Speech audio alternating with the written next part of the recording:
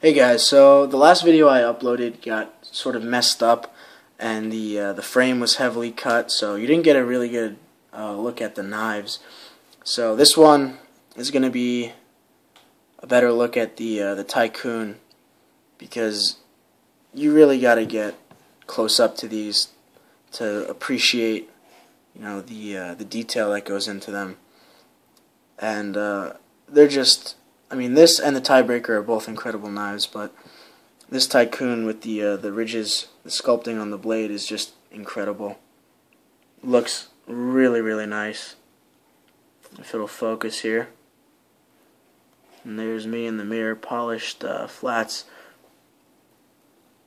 And that's just how nice and perfect that polish is. Very, very, very light machine marks on there, as you can see, but for the most part, a very high polish. And from what I understand, BG42 steel is very hard to finish.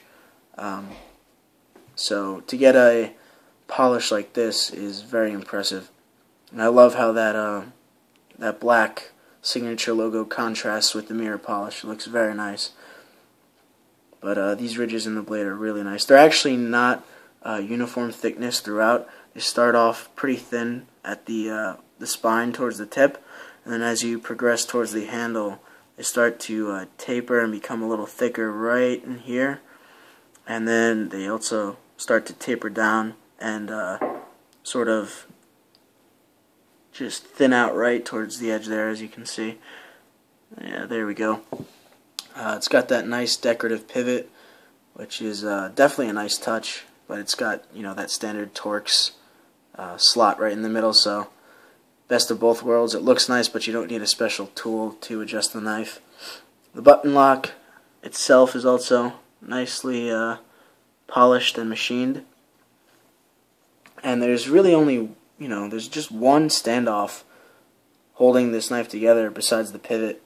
The button lock doesn't go all the way through, so it's not actually doing anything structurally as far as holding the knife handle together, that is.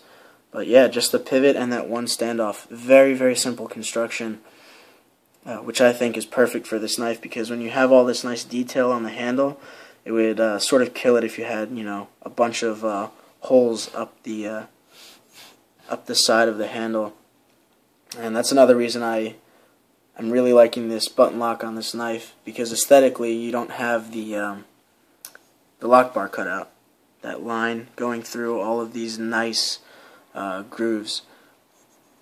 But so far, I haven't really had a chance to carry this thing yet or use it, so I can't really address that. But aesthetically, this thing is a work of art, and is probably my favorite knife in my collection from an aesthetic standpoint, at least. I just think it's absolutely gorgeous.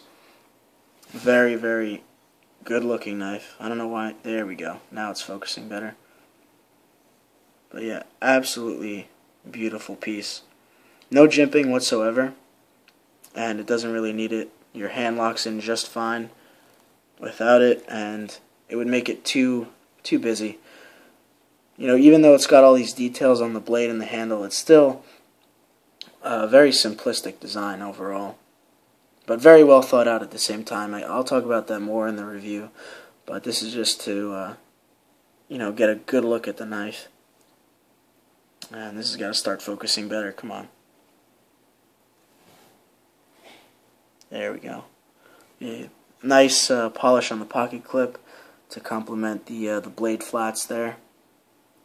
But just like I've said, plenty of times before, just an absolutely gorgeous piece.